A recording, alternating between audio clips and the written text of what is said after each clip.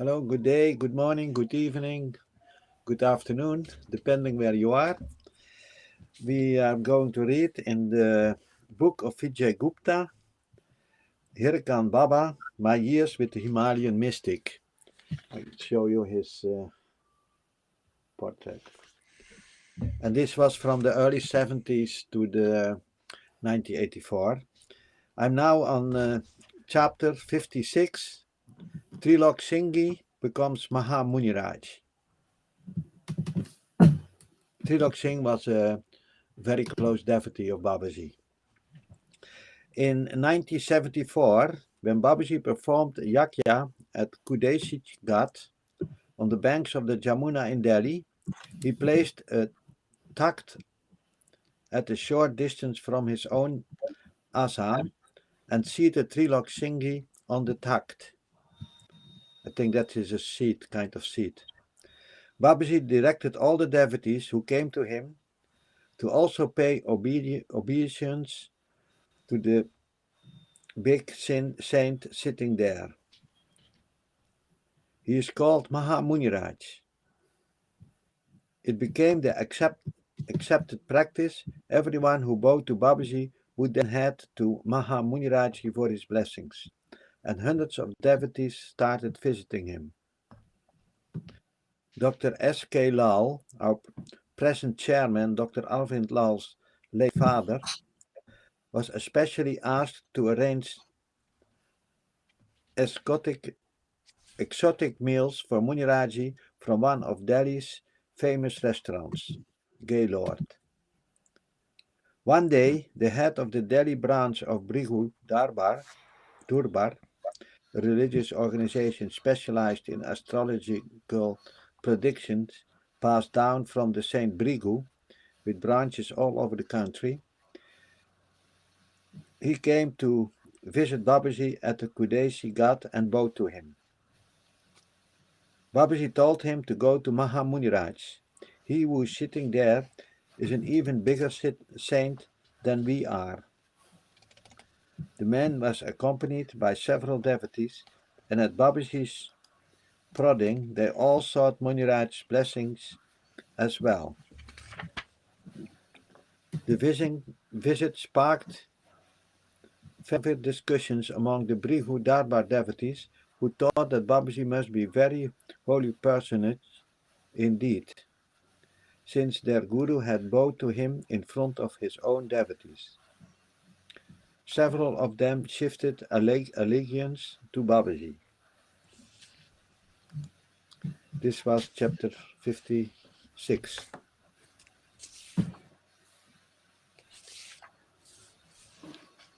We go on. Okay. Now we are going to. You go on. Huh? So, 57, chapter 57, Panwar Sahib. I came back to Bharatpur and completed my graduation and later did an LLB from Rajasthan University. By Babaji's grace, I kept passing all my exams. But now a lot of foreigners had started coming to Babaji. I too often would go to Herakan. After my departure, Chalek Swar and the priest Hira Lal started serving Babaji. Hira Lalji was the priest at the Vrindavan temple. Shastriji had retired. He spent most of his time serving Babaji. He would read new books to Babaji and often slept in his room. One day he caught hold of me and said, "Birju, there's a book, Ait or Pani by Raghuveer Sharan Mish, which I have been desperately looking for. Please find it for me." Many people were put on the job, but no one could find it. These are Prabhu's orders. I kept hunting for the book all over, and finally, after a long and seemingly endless search, I found it in a bookshop beneath the Madras Hotel in Connaught Place, Delhi. When I presented the book to Babaji, he was triumphant. He looked at Shastriji and commented, I told you that Birju would definitely find it and bring it from somewhere. Whenever Babaji went to Bombay by car, I would welcome him with a lot of people at Bharatpur. It was always my desire, since Babaji represented truth, everyone should benefit from his darshan. Once, when he was coming to Mathura from Bombay, he told me to inform the superintendent of the police, Samarveer Singh Panwar, who belonged to the royal family of Tehri, of his arrival. Panwar Sahib enjoyed a sterling reputation in the Bharatpur region for his honesty and nobility of character. He was also feared by the police administration. Samarveerji's mother was Babaji's devotee. She was a relative of the Rajguru, the royal guru of Nepal.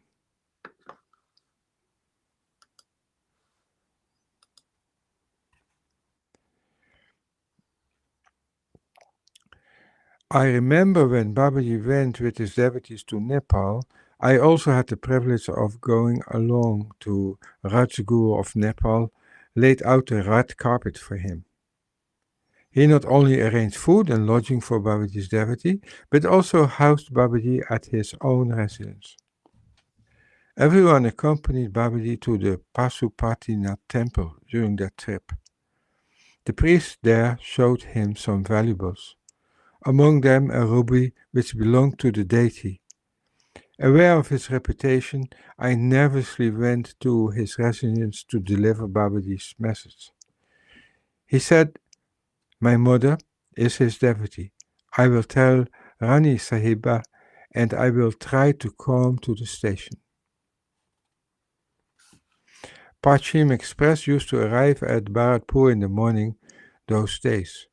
I was waiting at the station with some devotees. At Shiv Charan Bhai Sahib was in the railways, he usually managed to delay the train a bit longer than its scheduled halt. Just then I saw Panmir Sahib coming from the platform with his mother. There were a lot of policemen with him. After a while, the train arrived at the platform. Babaji was standing at the door of the AC compartment to give darshan to his devotees. "Bole Baba Ki Jai," his devotees yelled. Panwar Sahib came forward to pay homage to Babaji with his mother. While blessing them, he ordered me to tell Panwar Sahib and his mother to come to Vrindavan the next day. The SP Sahib heard me out and held his peace. Once the train departed, everyone started trickling out of the station to return home. Just as I was leaving, Panwar Sahib asked me to meet him at his house in the evening. I reached his residence where beside his mother, his wife Priti was also present. She belonged to the Jodhpur royal family. Panwar Sahib said, "Look, Vijay, I don't have too much faith in Babas. My mother is the one who is his devotee. She will go with you to Vrindavan. I will arrange a car. Come here in the morning. In any case, the IG, Mr. Ganesh Singh, is currently here. We're going for an inspection to the Deek and Kaman police stations tomorrow. Please convey my apologies to Babaji." When I went to pick up his mother in the morning, he said, "Vijay, a very strange thing has happened. I just got a call from the IG Sahib's wife to tell me that he will not be carrying out any inspections today. He's going to a temple in Vrindavan for darshan." I was stunned. How had this happened? He ignored my surprise and continued, "I will be accompanying him, but I don't know if I'll be able to squeeze time to meet Babaji." I escorted his mother to Vrindavan. Babaji was sitting outside and a kirtan was going on. Babaji made Rani Sahiba sit near his asan. Panwir Sahib hasn't come, he asked. I told him what the SP had told me. Half an hour later, a UP police car arrived. Babaji said to me, ask them what is the matter. I approached the cops and asked what is the matter. A policeman replied, Captain Sahib Bharatpur has come to meet Babaji. I gaped at him open-mouthed just then. I spotted Panwar Sahib climbing up the temple stairs with a garland in his hand.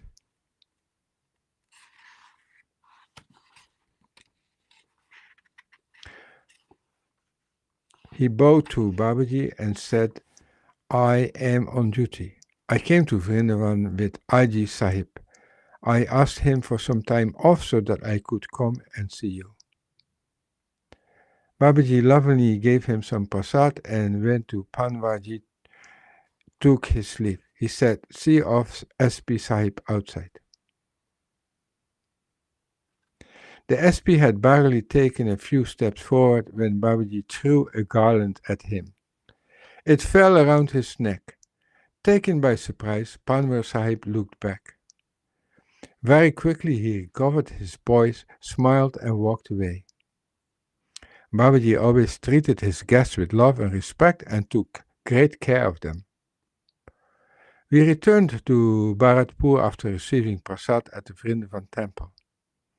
Panwar Sahib's encounter with Babaji left such a deep impression on him that he visited even Babaji at Herakan with me. When Babaji went to Bombay via Kota by train, Panwar Sahib would go to the station for his darshan.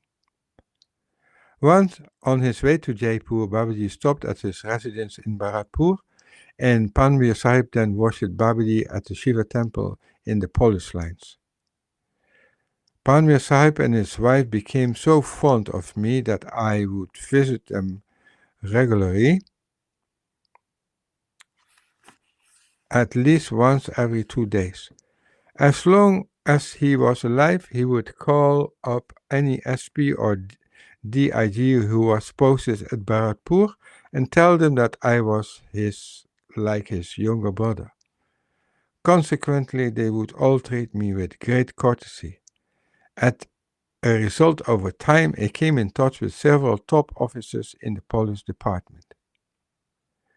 After he was transferred to Kota from Bharatpur, he got me a job at GK Synthetics.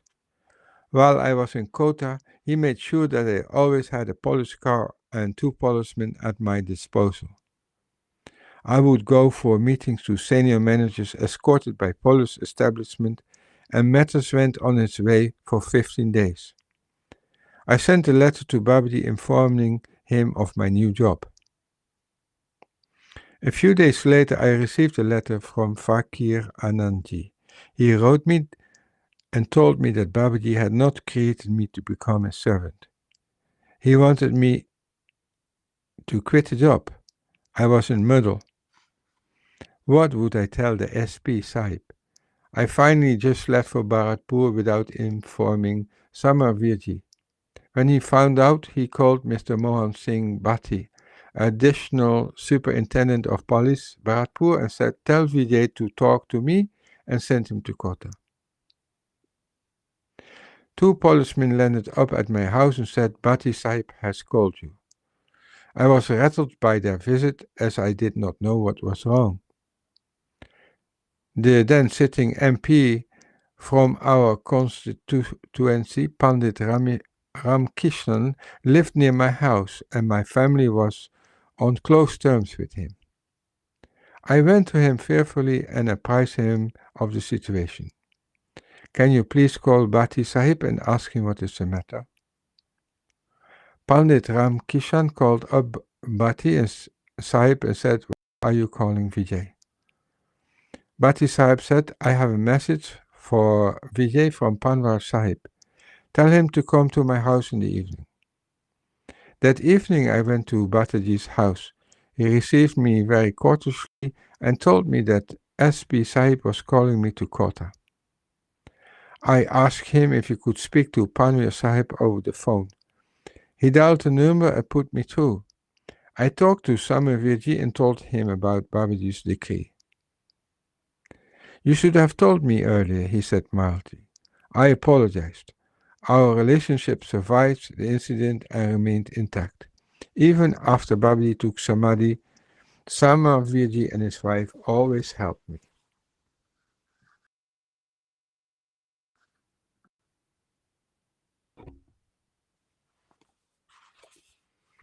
William, are you going to read another part?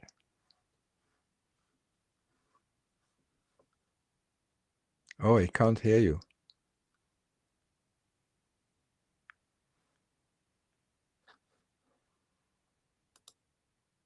I still can't hear you.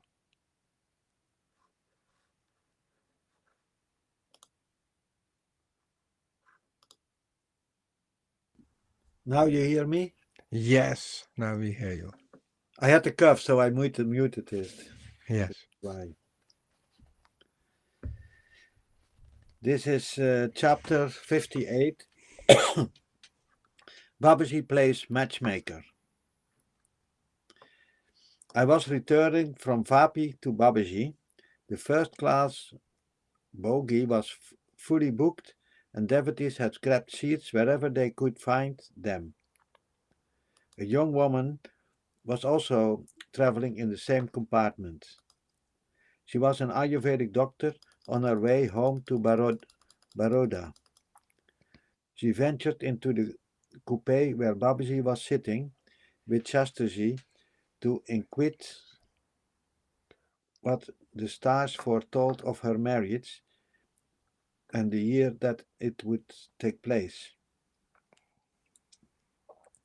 We will get you married right now, Babaji replied. Maharaj asked Shastaji to call me. Grinning from ear to ear, he came up to me and said, Babaji is calling you. When I reached the door, I saw a girl of about 25 or 26 standing in the compartment. She was about 5 feet 2 inches tall and slightly rotund. Of round, I don't know.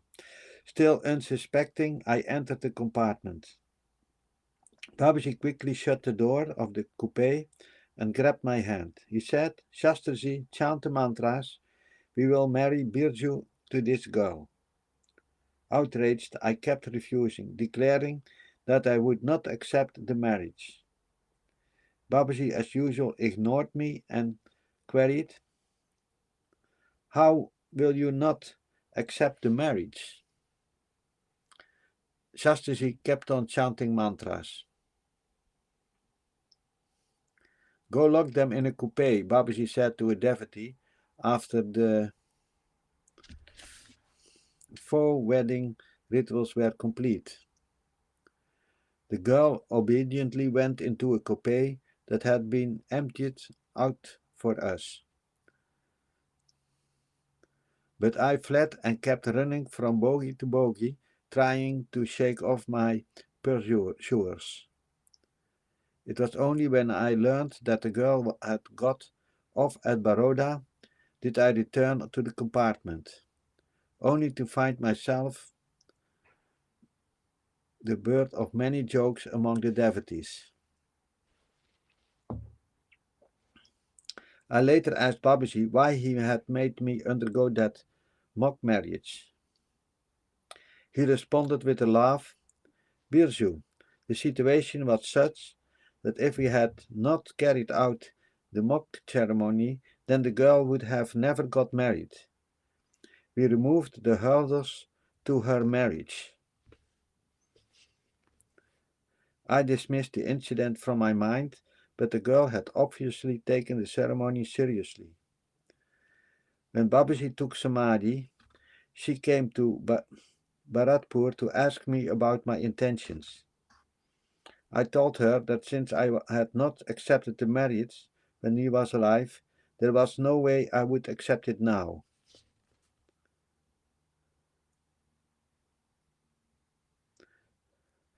Something about her mean rugged at time at me, and I tried to soften the blow.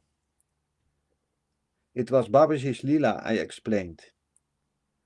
I then told her why Babaji had made us undergo the mock marriage. It was to remove the dosha, unfavorable condition or positions of planets in Vedic astrology that was preventing your marriage. Several years later, I learned that she had married someone else and was now running her own hospital and living a happy life with her husband. When Babaji yielded to my mother's pleading and dispatched me back to Bharatpur, he had said, Birju, do not be disappointed. You are always with us. We are saddened by the agony of your mother. Go home and serve her. You can always keep on visiting us. He was on the dot. I went back to Bharatpur, but he was always with me, and whenever I missed him, I went to him, no matter where he was. In 1976, I took off from Bharatpur for Hirakan. At Haldwani, I discovered that Babaji was at the Kana farm performing a yakya for an old lady who was popularly known as Kana Mataji, because the family originally hailed from Kana village in Punjab. Kana Mataji was a wise, compassionate, and peace-loving woman. There were two such old ladies in Haldwani at that time. One was the lady under discussion, and the other was Kitsha Mataji. Babaji respected them both. The third lady, who commanded his esteem, was Vimala Mataji, Dr. Arvind Lal's mother. She hailed from Delhi. I landed up at Muniraj's house, and he took me to Kana farm to meet Babaji. When Babaji saw me, he was surprised. When did you come? And how did you find out I was here? Muniraj told me, I replied cheerfully. I was thrilled to bits that I was with Babaji again. It set the pattern for the days that followed. In the day, Muniraj and I would go to Kana farm, and at night we would return to his house. One day I saw a couple at the farm watching the proceedings from a distance. When I asked Muniraj about them, he told me that they were Kana Mataji's son Lakshmi, Aluwalia, and his wife Renu. At that time, they thought Babaji was a charlatan, but they later became deeply devoted to him, and Babaji nicknamed Renuji Devi, and Devi she became to all of us. Devi is goddess. Devotees kept drifting in from various places from time to time to seek Babaji's blessings and advice. Srivastava Mataji's family had come from Delhi, where her son held a highly paid job. Babaji had a proposal for Srivastava Mataji. We want to marry your son to Muniraj's little daughter. Muniraj was silent, but Srivastava Mataji said, let me think about it. Muniraj's daughter Devi was a girl with a great deal of courage. She was also very blunt, tough, extremely kind. She looked upon me as her elder brother and usually paid heed to what I said. In those days, I used to keep with Muniraj in his room. I told Devi, Babaji wants you to get married. The boy is from Delhi. She did not respond. Muniraj was in quandary, but he was constrained by Babaji's wishes and kept silence.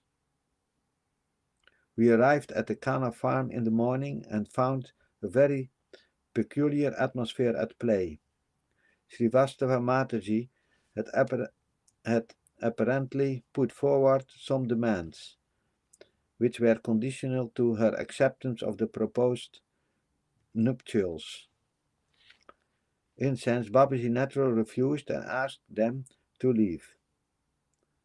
Still furious, he told Fakiranandaji to summon his son to Haldwani as soon as possible. Fakiraji immediately sent a telegram to his son Bhagwan Rana, who was an army officer at the time, and asked him to reach Haldwani in double quick time.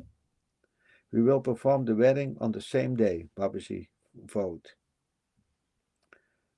Fakiraji was a resident of Danyan.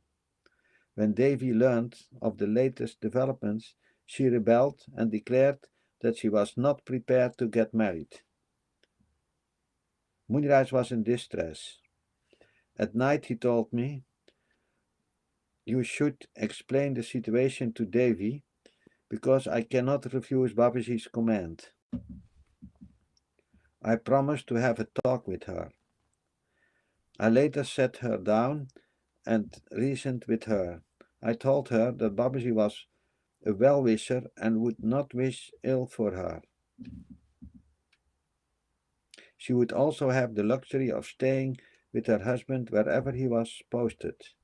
Unlike a larger majority of girls in the hills who were expected to stay with their husband's parents while their spouses went out of state to work. She heard me out quietly and finally agreed to the marriage. The two were married shortly afterwards with great pomp under Babaji's supervision. On my next trip, I drew Babaji's wrath. I had gone to Hirakan for a few days, where a big yajna was being organized at the banks of the Gautama Ganga. Devotees from several states had come to attend it. The day before the yajna, I asked Babaji for permission to leave, and because I persisted, he let me go. But he was not very pleased. I started out from Hirakan and encountered Muniraj on the way. He noticed my luggage and realized I was leaving. Birju, why are you going in the middle of such a great yajna? He convinced me that I was making a monumental mistake and brought me back to the ashram. Babaji was standing below the stairs when we reached Hirakan. He glared at me and said, Birju, why have you come back? I told him that Muniraj had convinced me of the error of my ways. Babaji looked even more infuriated. When we asked you to stay back, you did not listen, and now you have returned because Muniraj told you that you were wrong. You ignored our orders, so you can leave the ashram boundaries right now. I was deeply ashamed and beseeched him to forgive me, but he was unyielding. Muniraj maintained a political silence and did not interfere. The idea of trekking down to Haldwani at the close of the day was scary, but with no choice left in the matter, a strong streak of obstinacy came to my aid. It sustained me through the long walk back to town. The fact that by a stroke of good luck, I also met a local on the way, of course.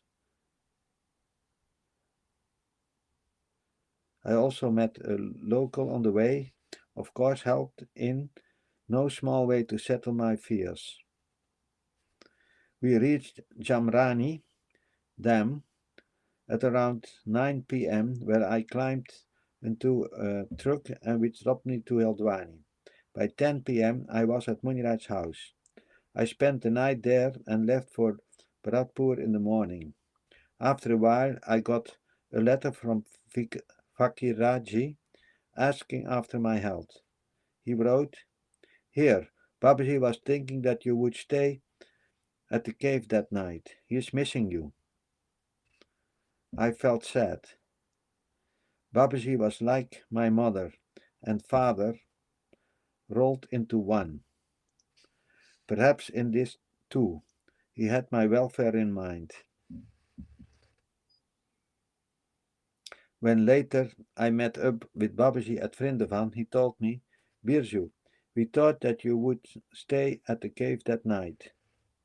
Prabhu, you told me to leave the boundaries of Hirakan. How could I have stayed?" I asked. "This is what we expected of you," said Babaji. "People learned that while we are fond of you, we can also punish you for refusing to obey our orders so that the others don't make the same mistake." I gestured and made me sit. He gestured and made me sit near him, and suddenly all my anger drained away.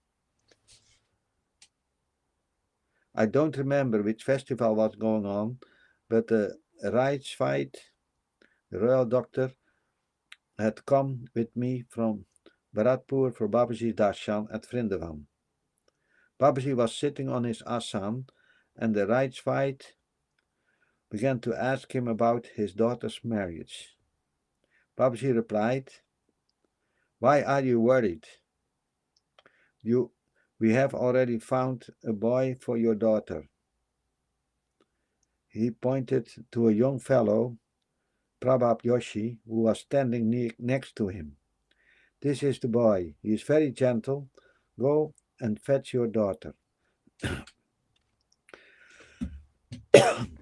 Rijksvaart went back to Bharatpur but did not return with his daughter the following day. Babaji was still in Vrindavan. When the Rijksvaart did not show up, Babaji said, "Birju, we have to get Prabhat married in Bharatpur. If Rijksvaart does not bring his daughter, then it's up to you to find some other girl." I took up off to Bharatpur and talked to the Rijksvaart. He informed me that his family and daughter were not ready for a marriage in the ashram. I did not go back to Vrindavan. I was too embarrassed. One day soon after, I went to Subhash Sharma's house. He was an engineer in the roadways, and he and his wife had already met Babaji with me earlier. Subhash's wife's niece, sister's daughter, Manju, was living with them at that time. She was an extremely simple and innocent girl. I told Subhashi of my dilemma and the sticky situation that I was in thanks to Rijksvaart. "What does the boy do and what is his name?" he asked me. I told him that his name was Prabhat Yoshi and that he held a managerial position at a five-star hotel. "He is good looking and well behaved," I added. Subhashi liked the sound of him and took him to Vrindavan. And I took him to Vrindavan. He told Babaji that he had a girl who was at marriageable age and he was agreeable to the idea of marrying her to Prabhat. Babaji was very happy.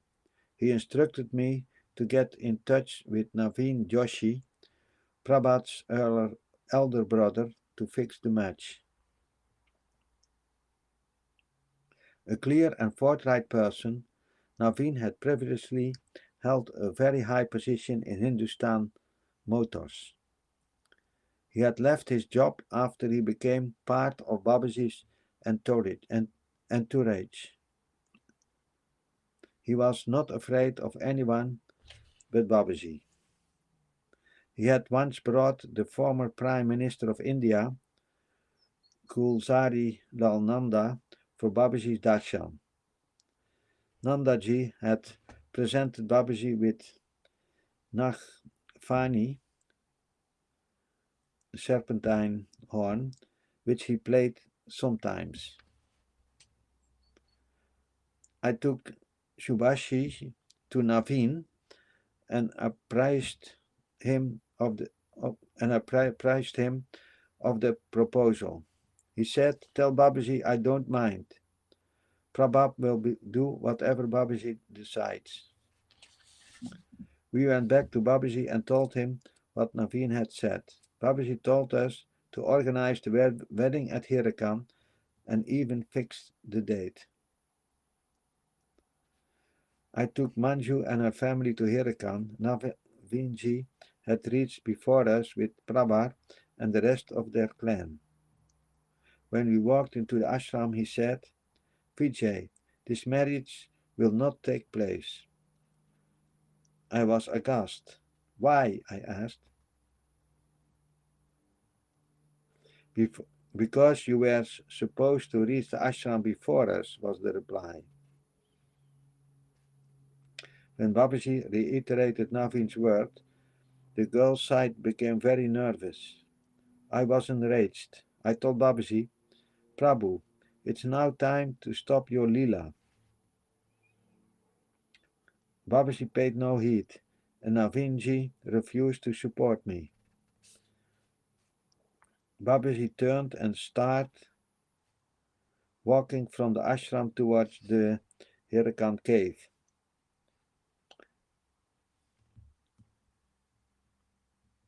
"Why are you doing this?" I pleaded.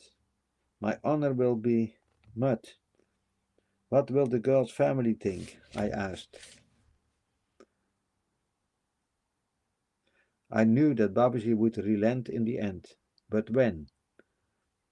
Why had he devised this latest Leela? I kept pestering him, and just as he started walking down the path to the river, I lost patience and blocked his way. "Enough of your Leela," I said. "Give orders for the wedding." He burst out laughing and said, "Come on then. We'll get them married in the cave right now." I took Manju to the cave, where her marriage to Prabhat took place in Babaji's presence. Shastaji performed the ceremony with both families in attendance. Subhashi went back to Bharatpur with his family once the nuptial knot had been tied.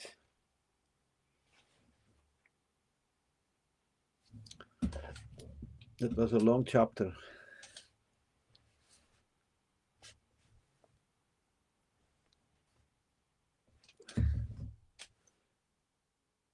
Frans, we don't hear you. Thank you for being so patient and reading all this, William.